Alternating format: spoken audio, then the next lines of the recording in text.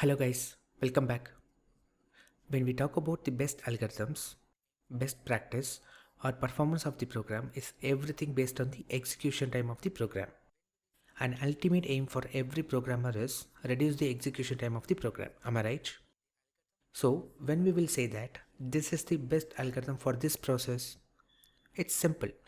The algorithm which gives the result in short time in all the cases. That is the suitable algorithm for that process. So the next question is how to visualize the execution time of the program. Let's take this simple code. Here I'm just printing the numbers from 1 to 10,000. That's it. If you are not understand this code, don't worry. As of now, you just understand the logic we have written here. If I execute this code, this will print the numbers from 1 to 10,000. That's it. Now we want to understand that the execution time of this code. This line of code will give us the total execution time for this method. If you see here, I just captured the time when this method starts to execute. And similarly, I'm just capturing the time when this program finishes its execution. Finally, by subtracting execution end time with the start time, we will get the total time of the program execution. System.currentTime_millis is the predefined method in Java to get the system time. Like this, in JavaScript, we can use performance.now. Similarly, your favorite language also will have some method or function to get the system time. You can use that to find the execution time of the program. Okay, now we will take one problem statement and we will try to figure out best algorithm for that problem. Let's take, we wanted to find out the number from some collection of numbers. So for example, we have numbers from 1 to 10 million.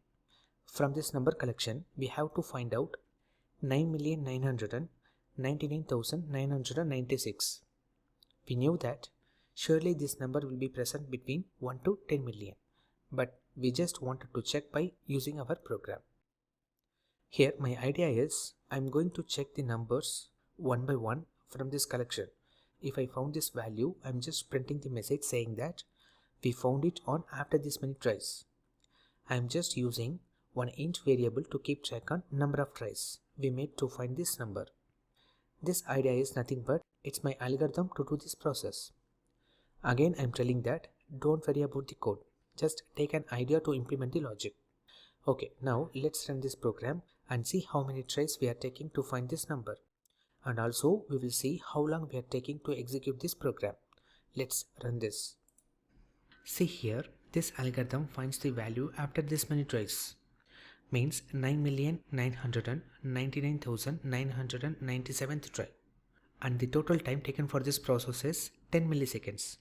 But algorithm execution time will not always same for every time. If we run this code for next time, we may end up with different execution time. Even we are not changing anything in the code. We are running same code and same machine, but still we are getting the different execution time. It's quite common. But if you see the number of try, it will be same for all the time. So for now, we can take this algorithm approximately taking 7 or 8 milliseconds to find this number. Okay, now I'm just thinking, is there any better way to do this job?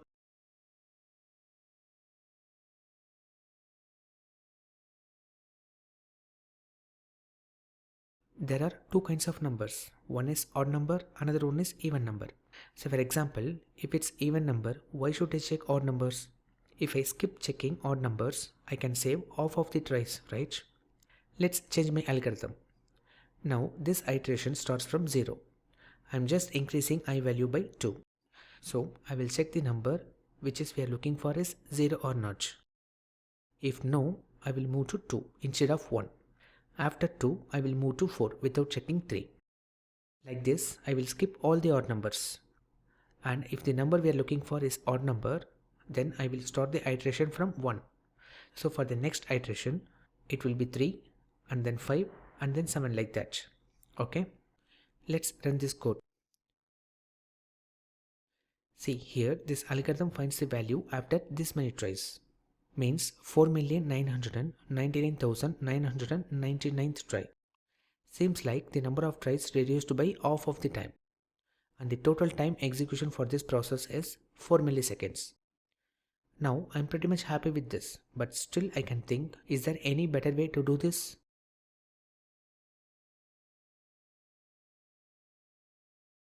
Okay, after I spend some time, I come up with another algorithm. Now my idea is I'm splitting the collection of numbers into two off by identifying some mid element. It's simple, total number of elements divided by 2. It's the mid element. If the value I'm looking for is lesser than the mid, then there is no use if I travel over the second off, right? Similarly, if the number we are looking for is greater than the mid, then there is no use if I travel over this first off. Okay, now if we find the mid number from this number of collection between 1 to 10 million, mid will be 5 million. So I'm checking the value we are looking for is greater than 5 million or less than 5 million. If it's less than 5 million, then we have to go over the first off or else second off. In this case, the value we are looking for is greater than 5 million, right? So we have to go over the second off. Again, I'm finding the mid element from this collection of numbers, and again I'm doing the same process until I found the number. I feel it's a great idea or algorithm to find the elements from the large number of collection.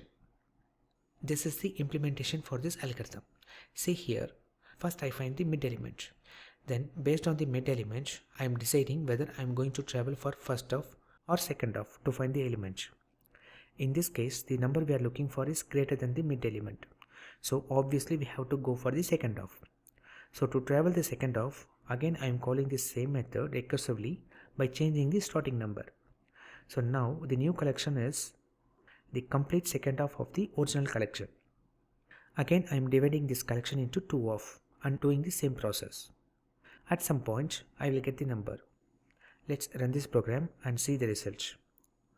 See here, this algorithm finds the value after 20-second try, and the total time taken for this process is not even 1 milliseconds.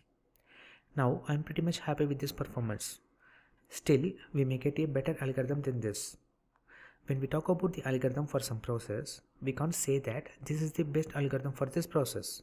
Maybe today this is the best approach, but tomorrow someone may discover the better algorithm than this algorithm for this same process.